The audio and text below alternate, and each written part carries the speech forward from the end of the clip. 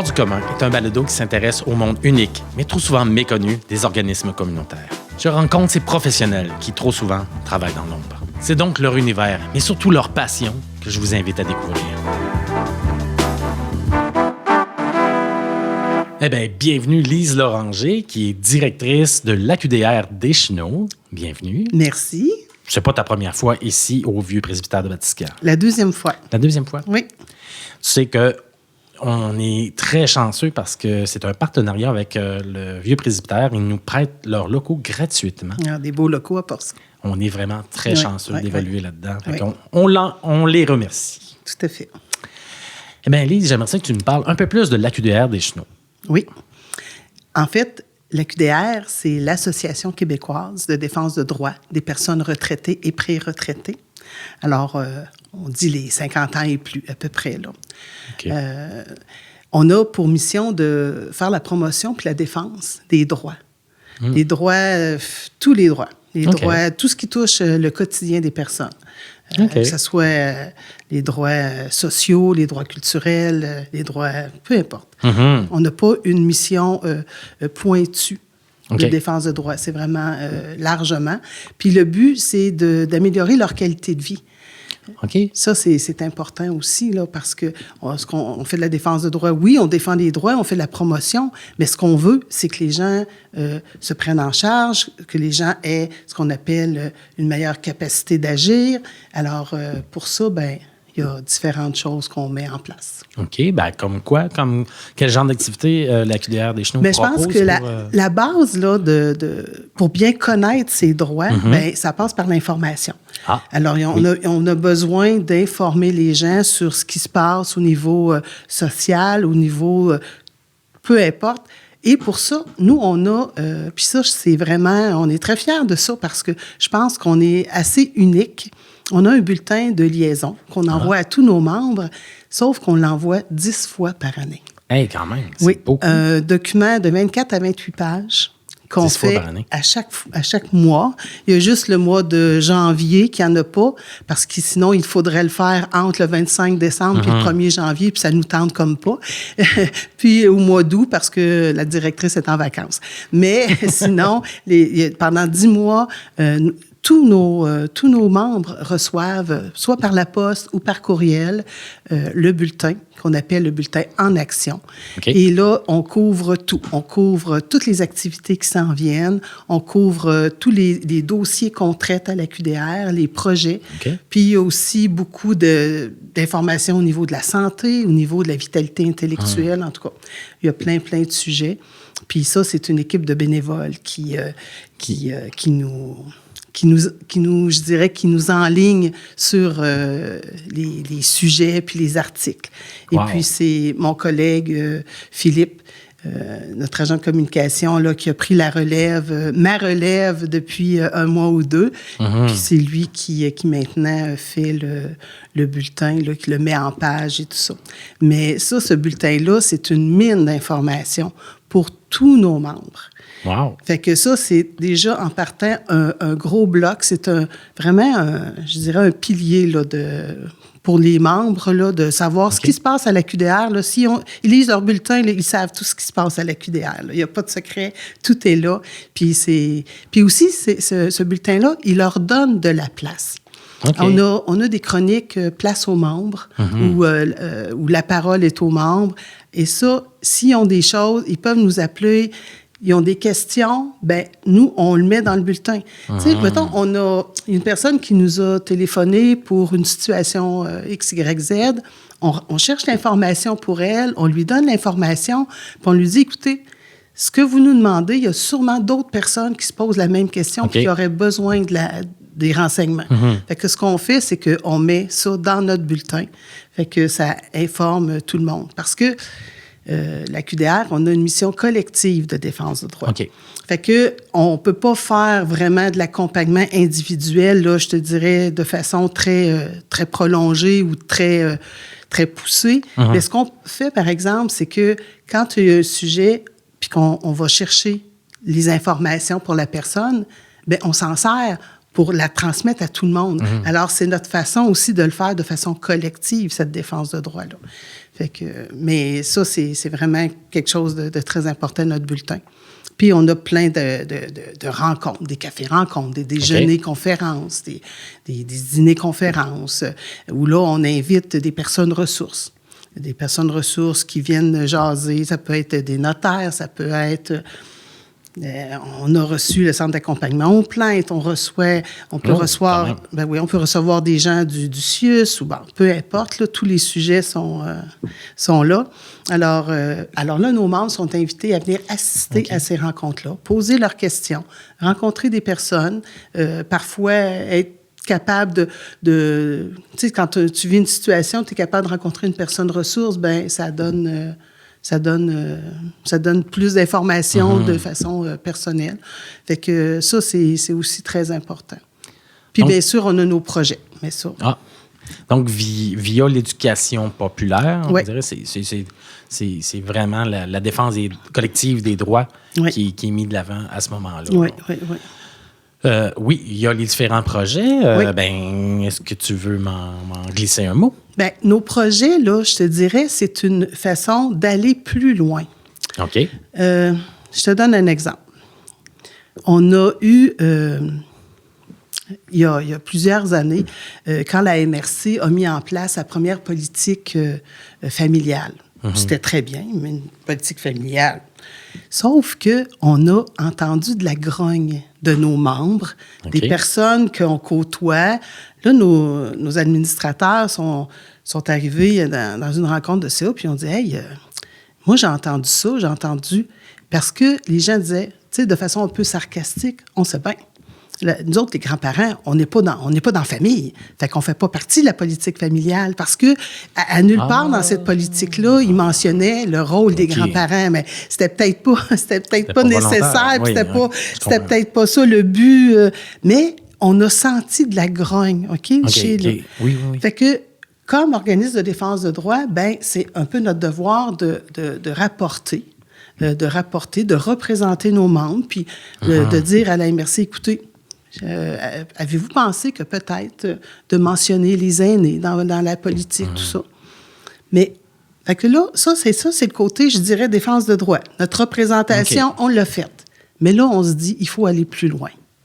Il faut aller plus loin parce que il faut comme donner du poids à ce que les personnes récentes, là, mais il faut leur dire, il faut aller leur dire que non, ils sont importants.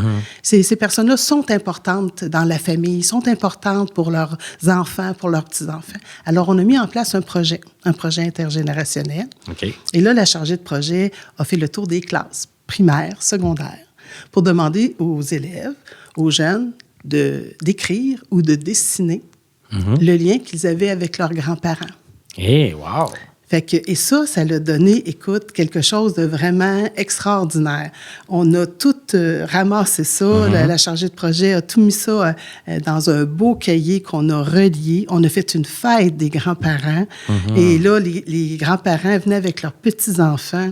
Ils voyaient le livre, ce que leurs petits-enfants avaient écrit. Alors, comprends-tu que cette grogne-là, elle est complètement disparue. Elle a fait place plutôt à de une joie, une grande joie, puis de dire, c'est vrai, on est important, puis ma petite fille, mon petit-fils, ils me l'ont dit, tu sais. Fait que ça a été un beau projet. Ben oui. Dans le fond, le but d'un organisme de défense de droit, c'est la transformation sociale. Oui. On peut le faire de différentes façons. À la QDR, on a choisi de trouver des solutions de façon positive. Comment est-ce qu'on peut regarder ça? Puis mettre la lumière sur ce qui va faire avancer les choses, plutôt que juste sur les choses qui font cogner sur le clou de « on n'est pas content, on veut ci, on veut ça ». On essaie d'y aller d'une autre façon. De devenir des agents, des facteurs, des contributeurs de transformation sociale. Par la mission, par les projets, par l'implication. Exactement. Puis les mobilisations, inévitablement, parce que vous mobilisez vos membres. Tout à fait, tout à fait. Les membres sont toujours mobilisés. Dans chaque projet, il y a un comité de suivi qu'on appelle. Puis ça, c'est pas juste les administrateurs, là. Tous nos membres sont invités à participer au comité de suivi. Et puis, ils donnent leurs idées, ils donnent leurs avis. Puis, fait que ça, c'est vraiment quelque chose qui nous tient à cœur, tu sais. Parce que un petit peu pour illustrer ça, cette façon positive de voir les choses, tu sais, on parle d'intimidation, de maltraitance. Oui. Puis ça, ben, on se cachera pas, là, c'est pas un mythe, c'est une réalité. Il y a plusieurs adultes, enfants, mais aussi aînés qui vivent ça. OK. On peut parler de maltraitance, puis ça, c'est pas drôle de parler de maltraitance. Nous autres, on a voulu en parler de façon en mettant la lumière sur les bonnes actions. Alors, on a fait un projet qui s'appelle « Faire fleurir la bientraitance ». En se disant, ben si on met l'accent, la lumière sur les bons comportements, sur le respect, sur... ben là où il y a ça, là où le monde se prenne soin les uns des autres, ben il n'y en aura pas de maltraitance. Fait qu'on a vraiment mis l'accent sur les valeurs positives qui font que ça peut éloigner la maltraitance. Tu sais, puis ça, écoute, aussi notre fierté, c'est qu'il y a plusieurs sections à QDR au Québec. Et puis quand on parle de ce qu'on fait, puis qu'il y a d'autres sections qui nous disent « Hey, votre projet, il est vraiment super. Est-ce qu'on peut le faire chez nous? » Ben oui, avec plaisir, tu sais. Fait que ça a été un projet qui a fait des petits, comme on dit, puis qui est allé un petit peu dans d'autres régions. Fait que ça fait toujours plaisir aussi, parce que on voit que c'est quelque chose qui apporte vraiment du positif puis du bien, là. Puis les gens, ils sont... Tu sais, on les sensibilise quand même à la maltraitance en faisant ça. Absolument. Fait que c'est un petit peu la façon qu'on a de faire les choses, je dirais, depuis les débuts depuis les débuts de la QDR. OK, une approche, ouais, c'est ça, positive. Oui, tout à fait. Mais je trouve fort intéressant, justement, cette approche-là qui pourrait être adoptée par d'autres mouvements de défense des droits. Il y en a d'autres, là. Oui, on s'entend, là, des chômeurs, des personnes à cité sociale. Il y a différentes défenses de droits au Québec. Et pourrait très bien, et c'est probablement une manière qui est plus, comment je dirais, socialement acceptée. Il y a des causes comme... Oui, c'est certain. Ça, c'est plus facile de faire passer le message. Tu sais, quand on veut faire de la transformation sociale, c'est ça, on identifie des situations problématiques. Oui. On regarde, c'est quoi la situation? Qu'est-ce qu'on peut faire? Peut-être que des fois qu'on ne peut pas toujours agir de façon positive, mais quand on le peut, bien, je pense que c'est, comme tu dis, beaucoup plus acceptable, accepté même, en tout cas. Nous, c'est sûr que, tu sais, nos membres... ça ne tente pas trop d'aller faire des marches, puis d'aller à Québec, puis manifester, puis ces choses-là. On l'a déjà fait, puis on va peut-être le refaire encore, mais c'est pas la façon qui est privilégiée. C'est pas ça que nos membres préfèrent. Fait que ils préfèrent s'impliquer dans un projet qui amène de l'information, qui sensibilise la population, puis qui fait qu'au final, ils peuvent se bomber le torse puis dire « on est fiers de nous autres ».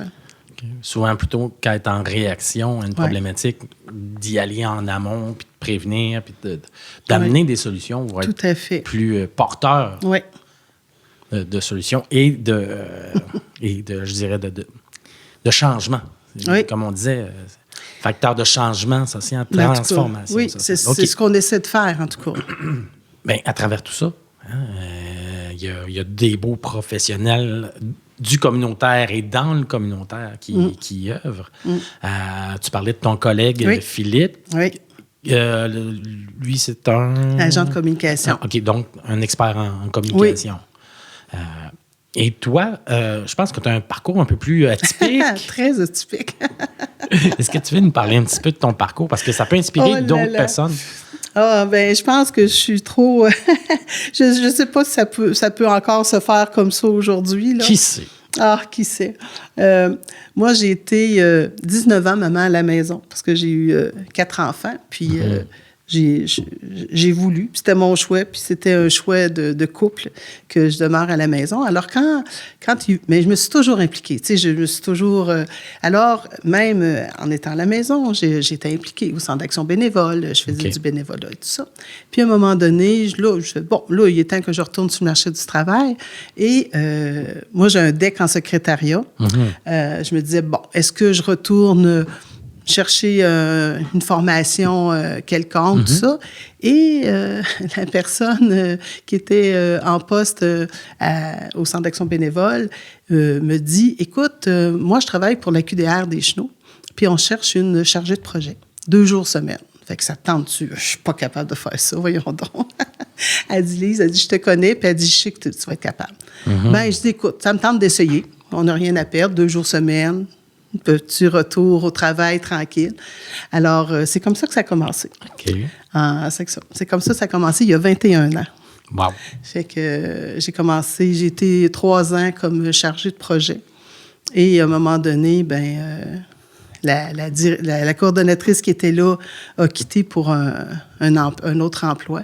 Et puis le président qui était là à ce moment-là m'a demandé si je voulais prendre le poste à 4 jours semaine. Fait que c'est ce que j'ai fait. Puis là, fait que je dirais que, oui, c'est sûr que mon secrétariat m'aide beaucoup, là, mais pas juste ça. Tu sais, je pense qu'il y a l'expérience, il y a... tu sais, c'est ça. Mais ça reste que c'est un parcours atypique, là. C'est comme... Mais il y a... Puis c'est un sujet, un des sujets de l'heure. On le rappelle, en novembre 2024, quand on tourne ça, on parle des femmes qui veulent rester à la maison. Oui, c'est sûr. C'est parce que c'est une certaine proportion de la population, et pourquoi pas. Mais quand ils veulent retourner... Quand c'est un choix, c'est parfait. Eh bien, voilà.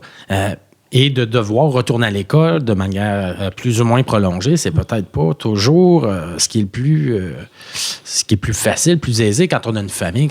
C'est sûr. Bon, pourquoi pas justement se baser sur l'expérience de vie d'une personne puis dire, regarde, voici, je tente ta chance.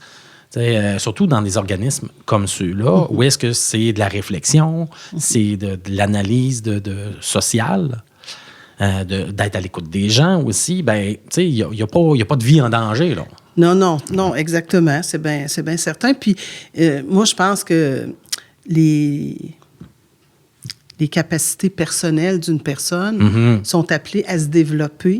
Puis, quand on laisse la place, en tout cas, je pense qu'il y a moyen de faire sa place quand même. Absolument. C'est ça. Puis une experte, parce que tu es une experte. Après 21 ans dans le même domaine, dans le même emploi, tu es devenue une experte du communautaire, de la défense des droits dans ton secteur. J'essaie. Tu pourrais très bien transmettre le flambeau, passer le flambeau à une autre personne qui n'aurait pas de formation en ce sens-là. Donc, pour répondre à ta question, oui, ça se fait très bien. Oui, c'est ça. Et ça ajouterait à la transformation sociale. Mais en tout cas, moi, c'est sûr que je suis très heureuse. J'ai été choyée. Je pense que j'ai été vraiment choyée de côtoyer.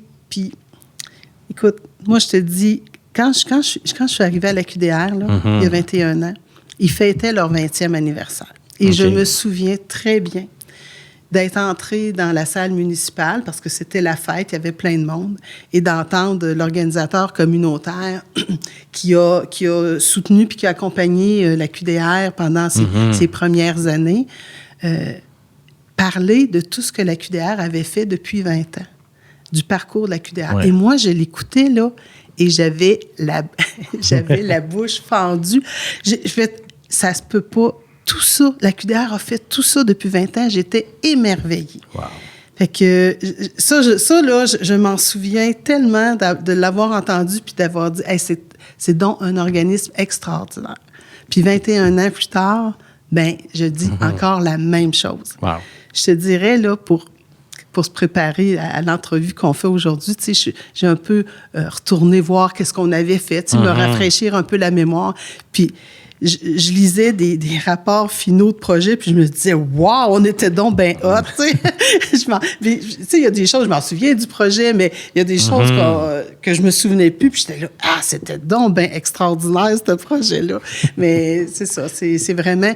Puis, c'est des gens respectueux qui, en tout cas, moi, je me sens tellement valorisée dans mon travail, là, parce que sont très reconnaissants de ce qu'on fait, puis tout ça. Alors, je travaille avec, tu sais, moi, je disais, c'est un travail d'équipe, là. Mm-hmm. Puis mes 7 membres du conseil d'administration sont vraiment extraordinaires. Puis pendant 20 ans, j'ai côtoyé des personnes qui m'ont inspiré vraiment beaucoup. J'espère juste leur ressembler à ma retraite. Wow! Ben, une carrière aussi prolifique et aussi longue à la QDR, ça doit avoir son lot de secrets. Ça nous amène au segment sous la couverture. Oui.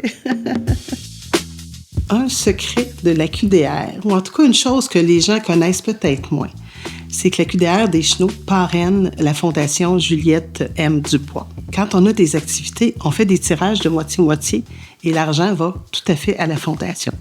Alors ça, c'est quelque chose que les gens savent un petit peu moins. En terminant, Lise, oui. Si j'avais une baguette magique, le pouvoir absolu, je te l'offre. Qu'est-ce que tu en fais? Et une baguette magique. Une baguette magique. Une Harry Potter de toi-même. Oh, oui. Oh, il y aurait tellement de choses à faire, je sais pas. Je sais pas ce qui pourrait être le plus... Mais moi, c'est sûr que je souhaite, en tout cas, ardemment, puis j'espère qu'on y a un peu contribué à la QDR,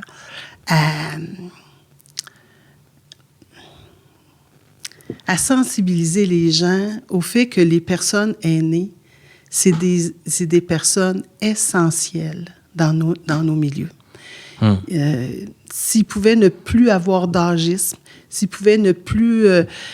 que ces personnes-là soient regardées avec respect, qu'elles puissent vivre dans la dignité et mourir dans la dignité, je pense que c'est ce que je souhaite le plus. Eh bien, Lise Loranger, directrice de la QDR des Chenaux, merci beaucoup d'avoir été avec nous aujourd'hui. Ça m'a fait plaisir, merci. C'était le balado Hors du commun, le secret du communautaire. Suivez-nous sur nos réseaux sociaux.